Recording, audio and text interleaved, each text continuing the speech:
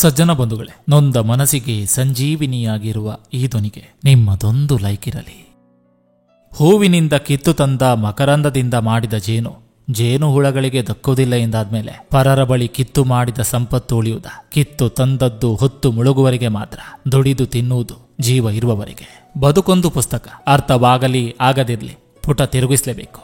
ಒತ್ತಡಗಳು ಬಂದಾಗ ಕೊರಗಬೇಡಿ, ಅದನ್ನು ಅರ್ಥೈಸಿಕೊಂಡು ಸೂಕ್ತವಾಗಿ ಪ್ರತಿಕ್ರಿಯಿಸಿ. ಎಲ್ಲಕ್ಕಿಂತ ಹೆಚ್ಚು ನಿಮ್ಮ ಮೇಲೆ ವಿಶ್ವಾಸವಿಡಿ. ನಮಗೆ ನಾವೇ ಮಾಡಿಕೊಳ್ಳುವ ದೊಡ್ಡ ದ್ರೋಹ ಯಾವುದೆಂದ್ರೆ ಮತ್ತೊಬ್ಬರ ಮೇಲೆ ನಿರೀಕ್ಷೆಗೆ ಮೀರಿ ನಂಬಿಕೆ ಇಟ್ಕೊಳ್ಳೋದು. ಜನರಾಡುವ ಮಾತುಗಳಿಂದ ನಮ್ಮ ಬದುಕು ಬದಲಾಗೋದಿಲ್ಲ. ಕೆಲವೊಮ್ಮೆ ನಮ್ಮ ತಪ್ಪುಗಳನ್ನು ಹುಡುಕಲು ಒಂದಷ್ಟು ಜನಗಳಿರುತ್ತಾರೆ. ಅಂಥವರಿಂದಲೇ ನಾವು ಸರಿಯಾದ ದಾರಿಯಲ್ಲಿ ಸಾಗುತ್ತಿದ್ದೇವೆ ಎನ್ನುವ ವಿಶ್ವಾಸದೊಂದಿಗೆ ಬದುಕನ್ನು ಮುನ್ನಡೆಸೋಣ.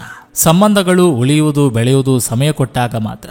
ಪ್ರತಿಯೊಬ್ಬರಿಗೂ ಎಲ್ಲವನ್ನೂ ವಿವರಿಸಲು ಹೋಗಬೇಡಿ. ಕೆಲವರು ತಮಗೇನ್ ಬೇಕೋ ಅದನ್ನು ಮಾತ್ರ ಕೇಳಿಸಿಕೊಳ್ತಾರೆ. ತಲೆ ತುಂಬ ಬುದ್ಧಿ ತುಂಬಿದ್ದರೂ ಕೆಲವೊಮ್ಮೆ ಮುಷ್ಟಿಯಷ್ಟು ತಾಳ್ಮೆ ಇರದಿದ್ರೆ ಬುದ್ಧಿ ಇದ್ದರೂ ಅದು ವ್ಯರ್ಥ.